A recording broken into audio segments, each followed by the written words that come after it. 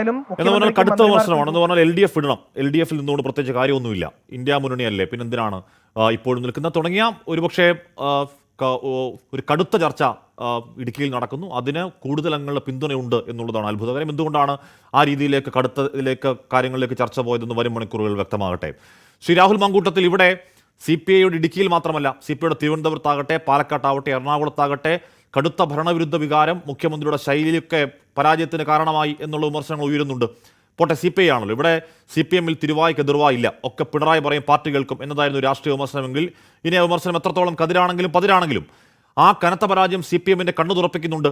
തിരുത്താതെ മുന്നോട്ട് പോകൽ അസാധ്യമാണ് തിരിച്ചറിവിൽ നടക്കുന്ന ചർച്ചകൾ ആ പാർട്ടിക്ക് ക്രിയേറ്റീവായ ഗുണഫലങ്ങൾ നൽകും എന്ന് ഒരു ജനാധിപത്യ വിശ്വാസി എന്ന നിലയ്ക്ക് പ്രതീക്ഷിച്ചുകൂടെ രാഹുൽ മാങ്കൂട്ടത്തിൽ?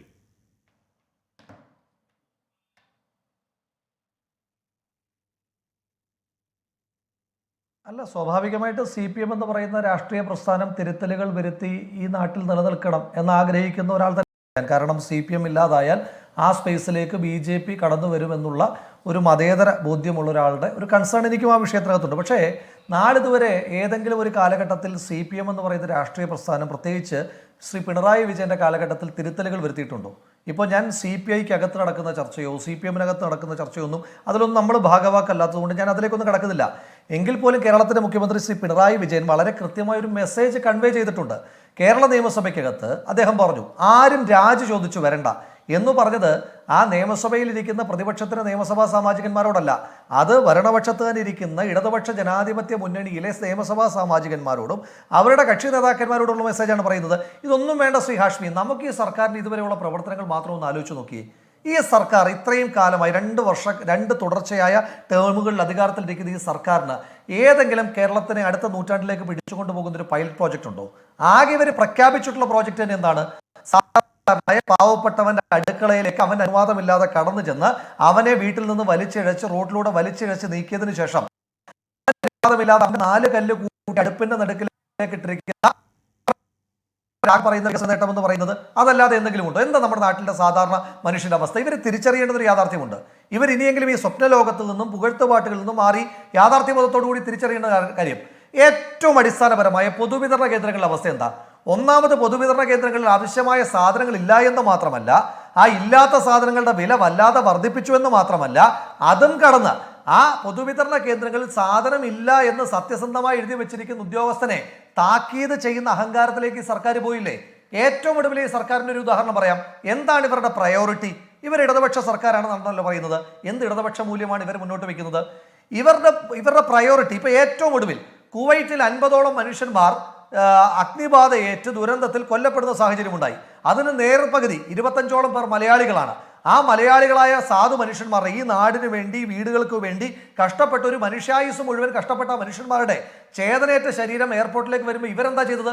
ഇവർ 100-300 ആളുകളെ വിളിച്ചുകൂട്ടി മൃഷ്ടാന ഭക്ഷണം നൽകി ലോക കേരള സഭ എന്ന് പറയുന്ന പൊങ്ങച്ച സദസ്സ് നടത്തുകയല്ലായിരുന്നു അതേ സമയത്ത് ഇവർ ചെയ്തത്?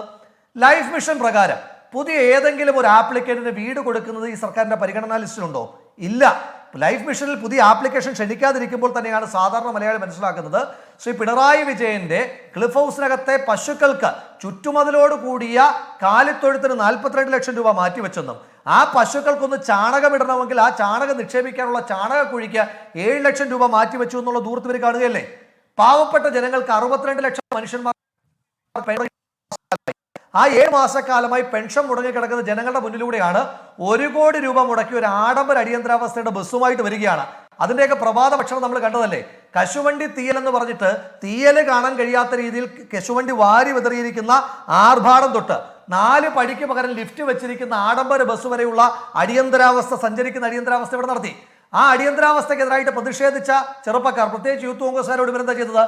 ചെടിച്ചട്ടി കൊണ്ട്, ഹെൽമറ്റ് കൊണ്ട്, പോലീസുകാരുടെ ഇരിക്കുന്ന വാക്കി ടോക്കി കൊണ്ട്, പോലീസുകാരുടെ ഇരിക്കുന്ന മുളവടി കൊണ്ട് അവരുടെ തലക്കടിച്ച് കൊലപ്പെടുത്തുവാൻ ശ്രമിച്ച പാർട്ടി പ്രവർത്തകരോട് പറഞ്ഞു, നിങ്ങൾ ജീവരക്ഷാ സേനയിൽ അംഗങ്ങളാണ്. പോലീസുകാരോട് പറഞ്ഞു, നിങ്ങൾക്ക് വിശിഷ്ട സേവാ പതക്കം. ഇതൊക്കെ ജനങ്ങൾ കണ്ടുകൊണ്ടിരിക്കുകയല്ലേ? ഒറ്റയ്ക്കൊരു സമരം നടത്തിയ, ഒരു രാഷ്ട്രീയ ഇച്ഛയുമില്ലാതെ ഒരു ഭിക്ഷാടന പോലൊരു സമരം നടത്തിയ ഒരു മറിയക്കുട്ടിച്ചേട്ടത്തി എന്ന് പറയുന്ന ഒരു വന്ധ്യവയോധിക, അവരെ അധിക്ഷേപിക്കുന്ന വെർബൽ ഡയറി നടത്തിയത് അവരുടെ കൊച്ചുമക്കളാകാൻ പോലും പ്രായമില്ലാത്ത ഈ കഴിഞ്ഞ ദിവസം ശ്രീ MV ജയരാജനെ പോലെയുള്ള പാർട്ടി നേതാക്കന്മാർ വിമർശിച്ച പോരാളി ഷാജിമാരല്ലേ? അന്ന് മറിയക്കുട്ടി ചേട്ടത്തിയെ ചട്ടിമറി എന്ന് വിളിച്ച് ആക്ഷേപിച്ച് കേട്ടാലറയ്ക്കുന്ന ഭാഷയിൽ അവരെ പുലഭ്യം പറയുമ്പോൾ ഈ എം വി ജയരാജൻ എന്ന് പറയുന്ന പാർട്ടി നേതാവിന്റെ ഏതെങ്കിലും തരത്തിലുള്ള ആശങ്ക നമ്മൾ കണ്ടില്ലല്ലോ. വിദ്യാർത്ഥികൾക്കുള്ള എല്ലാ ഗ്രാന്റുകളും മുടങ്ങിക്കിടക്കുകയാണ്. വിദ്യാർത്ഥികൾക്കുള്ള ഗ്രാന്റ് മുടങ്ങിയെന്ന് മാത്രമല്ല, ഉച്ചക്കഞ്ഞ് പോലും കൊടുക്കാൻ നിവൃത്തിയില്ലാത്ത ഈ സർക്കാരിന്റെ കാലത്താണ് SFIക്കാർ സിദ്ധാർത്ഥനെ പോലെയുള്ള പാവപ്പെട്ട വിദ്യാർത്ഥികളെ ഇഞ്ചിഞ്ചായി കൊന്ന് കെട്ടിത്തൂക്കുന്ന സാഹചര്യം ഉണ്ടാകുന്നതും ആ കൊല്ലുന്ന SFIക്കാരനെ സംരക്ഷിക്കുന്ന സാഹചര്യം ഉണ്ടാകുന്നത്. കെട്ടിട നിർമ്മാണത്തിന്റെ പെർമിറ്റ് ഫീസ് വർദ്ധിപ്പിച്ചു. അത് മാത്രമല്ല, നമ്മുടെയൊക്കെ വീട്ടിലൊരു സാധാരണ വീടിന്റെ മണ്ടയ്ക്ക് ചോർച്ച ഉണ്ടായാൽ അതിന് മുകളിൽ ഒരു ഷീറ്റ് ഇടണമെങ്കിൽ അതിന് വരെ പെർമിറ്റ് ഫീസും അതുപോലെ തന്നെ ടാക്സും വർദ്ധിപ്പിച്ചതിന് ശേഷം 25 ലക്ഷം രൂപയ്ക്ക് മുഖ്യമന്ത്രിക്ക് നീന്തൽക്കുളം പണിയുകയും ഈ മന്ത്രിമന്ദിരങ്ങളിൽ കത്തലിടാൻ വേണ്ടിയിട്ട് 1 കോടി രൂപ മാറ്റിവെക്കുകയും ചെയ്യുന്നത് ഈ കേരളത്തിന്റെ പൊതുസമൂഹം കാണുകയല്ലേ. ഇപ്പം നമ്മൾ ഈ ചർച്ച നടത്തിക്കൊണ്ടിരിക്കുമ്പോൾ ശ്രീ ഹാഷ്മി, നിങ്ങളുടെ വീട്ടിലൊന്ന് വിളിച്ചു ചോദിക്കണം. നിങ്ങളൊരു മധ്യവർഗ സമൂഹത്തിൽപ്പെടുന്ന ആളാണല്ലോ ഞാൻ നിങ്ങളുമെല്ലാം. നമ്മുടെയൊക്കെ വീട്ടിലെ current charge, power KSEB charge എത്രയാണ്? ചമ്പൽ കൊള്ളക്കാരെ വെല്ലുന്ന രീതിയിലാണ് KSEB കൊള്ളയടിക്കുന്നത്. നമ്മുടെ കയ്യിൽ നിന്ന് സർക്കാരിന് കാശുണ്ടാക്കാൻ വേണ്ടി ഈ കൊള്ളയടി നടത്തുമ്പോഴാണ് കേരളീയം എന്ന പേര് പറഞ്ഞുകൊണ്ട് ശ്രീ പിണറായി വിജയന്റെ ഫ്ലക്സ് ബോർഡുകൾക്ക് ചുറ്റും ഇല്ലുമിനേഷൻ ലൈറ്റ് വെക്കാൻ വേണ്ടി മാത്രം 40 ലക്ഷം രൂപ എന്റെയും നിങ്ങളുടെയും പൊതുഖജനാവിൽ നിന്ന് ചെലവഴിച്ചത്.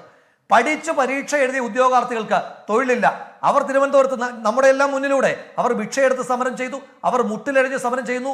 കരിമഷി പോലുള്ള റോട്ടിൽ, ചുട്ടുപൊള്ളുന്ന റോട്ടിൽ പുഷപ്പ് എടുത്ത് സമരം ചെയ്യുന്ന ആ ഉദ്യോഗാർത്ഥികൾ നിൽക്കുമ്പോഴാണ് പിൻവാതിലിലൂടെ പാർട്ടി സഖാക്കന്മാർക്ക്, ലക്ഷക്കണക്കിന് സഖാക്കന്മാർക്ക് ഇവിടെ പിൻവാതിൽ നിയമനങ്ങൾ നൽകിയത്.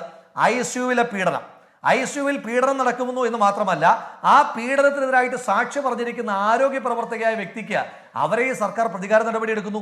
കസ്റ്റഡി മരണങ്ങൾ സാർവത്രികമാകുന്നു. പുറത്തെന്താ പോലീസിന്റെ പണി? പോലീസിന്റെ ഉദ്യോഗസ്ഥന്മാർ, ശ്രീ പിണറായി വിജയന്റെ കാലത്തെ പോലീസ് ഉദ്യോഗസ്ഥന്മാർ ഗുണ്ടാ മാഫിയ നേതാക്കന്മാരുടെ മാഫിയ സൽക്കാരങ്ങളിൽ പോയിരിക്കുമ്പോൾ ഇവിടെ ഗുണ്ടകൾ നമ്മുടെയൊക്കെ കയ്യും കാലും വെട്ടിയെരിഞ്ഞ് ഇങ്ങനെ യഥേഷ്ടം വിഹരിച്ചു.